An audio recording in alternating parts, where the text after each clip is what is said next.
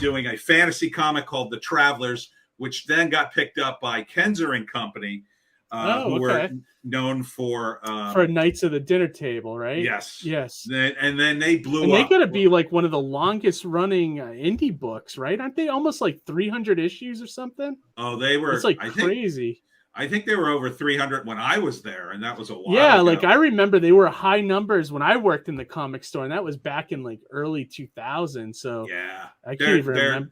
They're still around. Yeah, that's crazy. Yeah, how many? Go ahead. I'm sorry.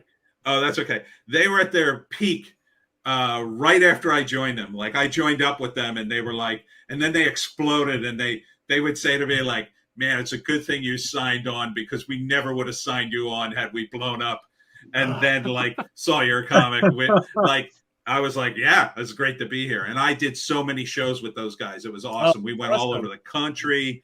And I don't know if I've ever seen them at a show. Like, Johnny, have you ever seen those guys at a show? It's tough because, when you do a show, like, you only get a little bit of a time where you know what we're talking about. Have you've seen that comic before, right? Knights of the Dinner Table. I've heard the name before. I don't know if I've seen the artwork. Oh, okay. I've heard the name in the past. I don't think they came out on the East Coast too much. They primarily did Gen Con, where they were superstars. It's like a gaming con, right? Yeah. Yep. That is the gaming con, or it was. Now it's they did Origins, another game con. They did San Diego for a few years. I was there for that. And it was crazy. For a while, they were just the biggest things. They would do a reading of their comic at Gen Con and at these cons. And 500 people would show up just for the reading. Wow. That's how big they were. Well, that's I know, massive. Like I've never read an issue, but I looked through a bunch, and it looked like it was really deep cuts, like really like inside stuff. And I wasn't much, I wasn't really into RPGs all that much, so I knew a lot of it was going over my head. So that's why I never read it. But I do respect that they have gone so far as indie creators, and they're still going, which is crazy to me. They made so much money at one con I was at. I think it was Gen Con. They said, Tony, you have to help us walk back to the hotel. I'm like, why? Crap, really? And wow, they said, that's awesome. We have $25,000 in cash, and we have to all stick together. So, and there was so much money we couldn't fit it in the envelope. So we took out the trash bag and the waste paper basket, and we stuffed the money in a trash bag and walked back to the hotel. What year was that? On a bed. What year was that? Counted it. It was crazy. What year was that around? Would you say? Gosh, that had to be ballpark. 2006, 2007, somewhere in that neighborhood. Holy, maybe 2008. What a different era. Different era, but also like to see like them making that money at a convention, and also like a convention that's not really for comics. Amazing. They were kings. It was them, and I think there was one other comic, Nodwick, I think it was called, that was about gaming. But Knights of the Dinner Table, absolute kings. And the ironic thing was, of course, that they were the kings in comics in terms of financially, they were the kings of comics. Yeah. They really wanted to do games.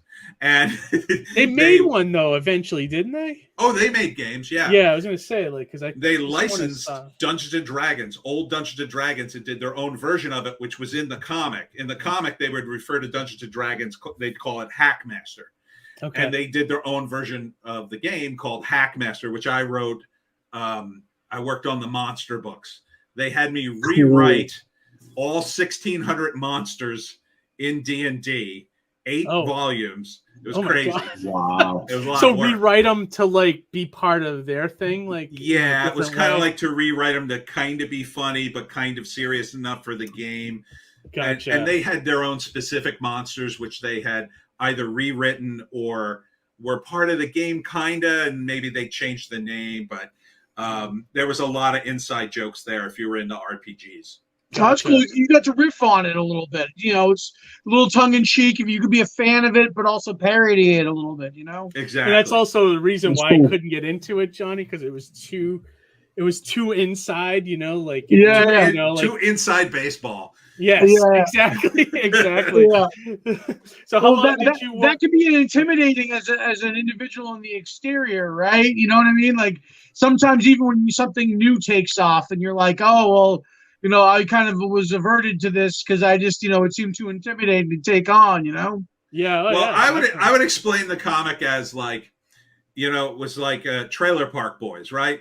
Trailer Park Boys, those guys are really into crime and smoking pot. Like nobody else is more into that than those two things. Yeah. They're just these guys, the same thing with RPGs. And so even if you don't know RPGs, you read it and you get it. They're just absolutely like all the characters are absolutely obsessed.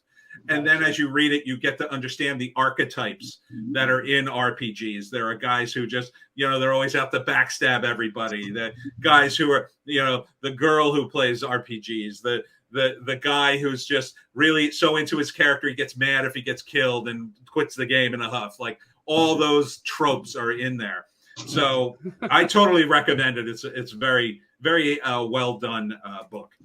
Yeah, I respect. I always loved the name. I thought the title was amazing. How long did you work for Kenzer Company?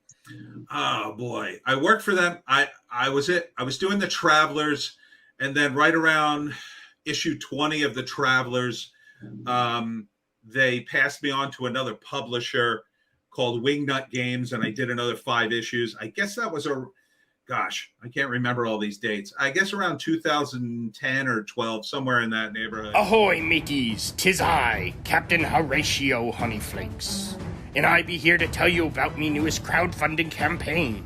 The adventures continue with me crew, the Mighty Mascots, in issues 7, 8, and 9. Just focus your looking glass on the amazing artwork of Ian Warianto and Anton Bondi. Me crew, the Mighty Mascots, are up against some scurvy scallywags, and we need ye help to defeat them. There be a bounty of exclusive treasure, only available here, where X marks the spot. I spy a huge coffer of bonuses and stretch goals on the horizon.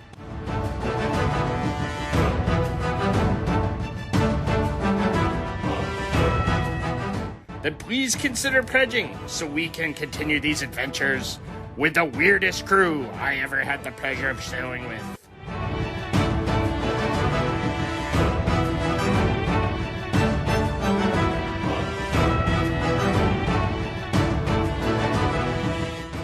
Mascots Unleash!